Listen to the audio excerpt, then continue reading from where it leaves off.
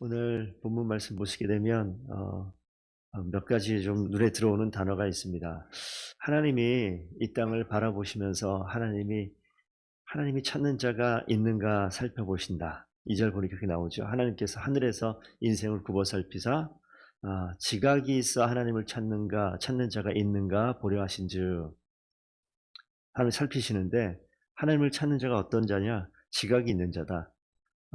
깨어서 생각이 있는 사람, 하나님을 찾아야 되는데 그 뒤에 보니까 하나님을 찾는 자가 있는가 살펴보니까 다 치우쳐서 더러운 자가 되고, 뒤에 보니까 하나도 있다 없다? 하나도 없다.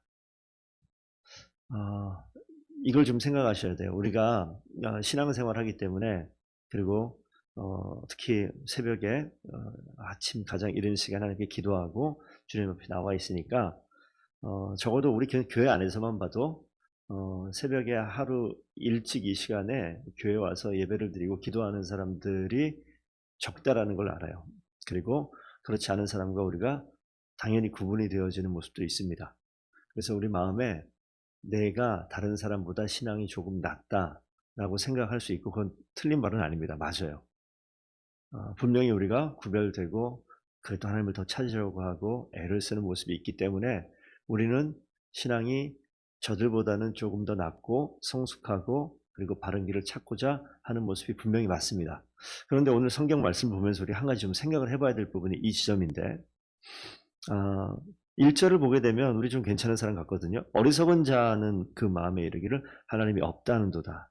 근데 우리는 하나님이 없다라고 얘기하지 않고 하나님이 있음을 알기에 이 자리에 와서 하나님을 또 찾고 기도하는 상황에 있으니까 우리는 부패한 자가 아니구나. 그래서 하나님을 있다라고 인정하는 자구나. 하나님이 어리석은 자, 하나님이 없다는 자, 부패하고 가증하고 더럽고 이렇게 표현을 한단 말이에요.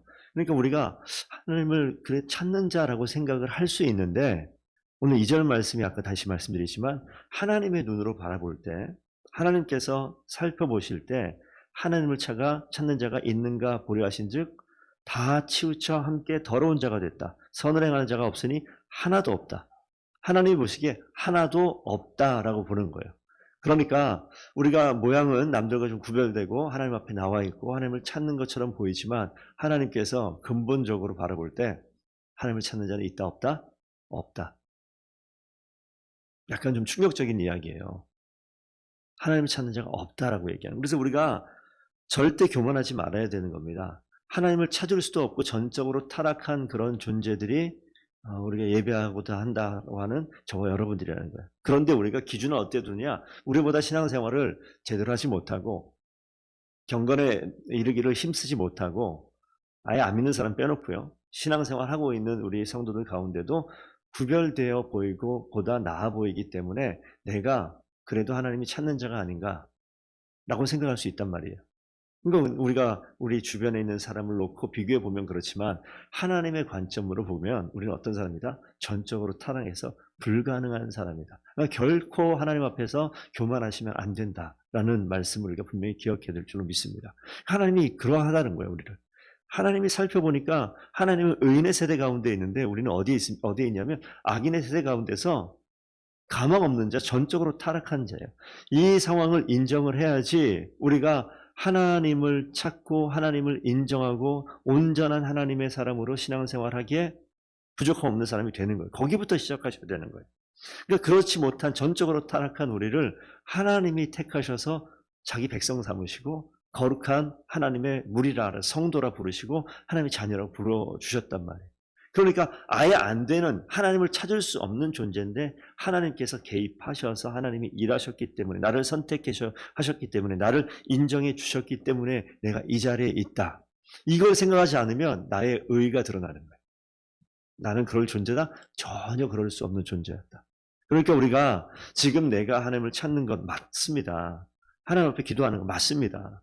다른 성도들보다 더욱더 거룩함의 자리에 서 있는 거 맞다고요. 그런데 이게 내 노력과 나의 의의가 아니라 하나님께서 전혀 그럴 수 없는 상황에 있는 이 땅의 인생들을 바라보셨을 때 하나님께서 그 자리에서 하나님이 선택하시고 하나님이 인정하시고 하나님이 불러서 이 자리에 있게 하셨기에 우리가 지금 거룩한 길을 걸어가고 있는 줄로 믿습니다. 그래서 이 부분을 놓치면 안 되는 거예요. 근데 우리가 신앙생활 하다 보면 나보다 연약한 자, 어떻게 좀 저렇지? 비교가 될 수밖에 없단 말이에요. 저분은 그래도 신앙생활 하는 과정 가운데 이 자리에 있어야 될 것 같은데 왜 저렇지? 아니요. 그 사람이나 나나 똑같다고 하나님 보시기에. 그럴 수 없는 자. 그러니까 우리가 항상 성도를 바라보고 환경을 바라보고 삶의 자리를 바라보고 내 신앙의 모습, 나의 상태를 바라볼 때 항상 나는 결코 그럴 수 없는 정말 의인이 없다, 하나도 없다라고 말씀하시잖아요. 나는 그럴 수 없는 존재인데 주님께서 나를 이 자리에 있게 하신 하나님의 은혜를 생각할 때 그 은혜와 그 감격에 의해서 우리가 기도할 수 있습니다. 그리고 우리가 깨어 있을 수 있습니다. 그리고 우리가 하나님의 말씀을 찾을 수 있어요. 하나님의 은혜 때문에 반응할 수 있는 그런 하나님의 사람이 되어야 될 줄로 믿습니다. 이 다윗이 자신의 모습을 봐도 그래요. 사실 칭찬받는 일들이 엄청나게 많지만 하나님께 책망받을 일은 아주 작았단 말이에요.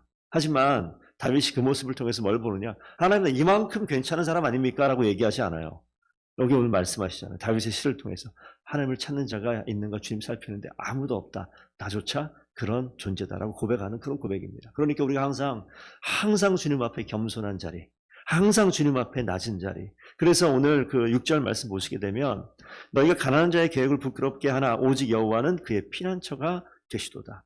하나님은 누구의 피난처라면 가난한 자의 피난처가 되신다고요. 저는 이 가난하다라는 것이 물질적인 가난함이 아니라 내가 그럴 수 없는, 정말 아무것도 할 수 없는, 아무것도 가질 수 없는, 나의 노력과 나의 애씀으로 아무것도 할 수 없는 그렇게 빈약한 아무것도 없는 가난한 자라고 인정되어지는 겸손한 그런 사람이라고 저는 믿습니다. 그럴 때 하나님께서 그의 피난처가 되신다. 불가능한 우리를 죽을 수밖에 없고 넘어질 수밖에 없고 어떠한 공격에 무조건 무너질 수밖에 없는 그런 가난한 자를 하나님께서 뭐라고 보십니까? 그분이 그 가난한 자의 피난처가 되신다. 그래서 우리가 정말 하나님께서 지금까지 만들어주시고 지금까지 서 있게 하시고 지금까지 신앙의 그 밑바탕 위에서 하나님께서 원하시는 이러한 아름다운 자리에 있게 하신 것 다 하나님께서 하셨음을 분명히 고백하고 정말 나는 아무것도 할 수 없습니다. 나는 정말 가난한 자, 빈곤한 자입니다라고 고백하는 그 고백에서부터 나는 전적으로 타락하여 아무것도 할 수 없는 정말 철저한 악인이고 죄인입니다라고 고백하는 그 자리에서부터 하나님께서 우리를 불러주시고 선택하시고 인정하시고 세워주신 줄로 그렇게 고백할 때 하나님께서는 우리의 분명한 절대적인 피난처가 되시는 줄로 믿습니다. 그래서 구원이 어디에서 나와요? 나의 노력에서 나오는 게 아니라 시온에서 나온다. 하나님으로부터 나오시는 것이죠. 그래서 하나님께서 그 백성들 포로된 곳에서 돌이키시는 거예요. 우리가 포로된 삶을 살고 있는 전적으로 타락해서 의인이 아무도 없는 그 땅 가운데 있는 자리에 하나님께서 돌아오게 하실 때 돌아오시는 것이고 하나님 구원을 베푸실 때 그것을 누리는 것이고 하나님께서 우리를 가난한 그 자리에 있을 때 피난처 삼으실 때 우리가 비로소 생명을 얻게 되는 것입니다. 그렇기 때문에 내가 하나님을 찾는다? 이것은 나의 의지로 찾는 것이 아니라 감격에 주님께서 하신 일에 감사해서 주님 앞에 나가는 그 모습이 하나님을 찾는 거예요. 나의 의지로 하나님을 찾을 때 내가 새벽 기도를 내가 한 번도 안 빠지니까 하나님께서 이 찾는 모습 가운데 복 주신다. 이거는 일면 맞는 것 같지만 보다 더 근본적인 것을 보셔야 돼. 내가 이 자리를 찾는 것도 하나님의 은혜가 아니면 찾을 수 없어요.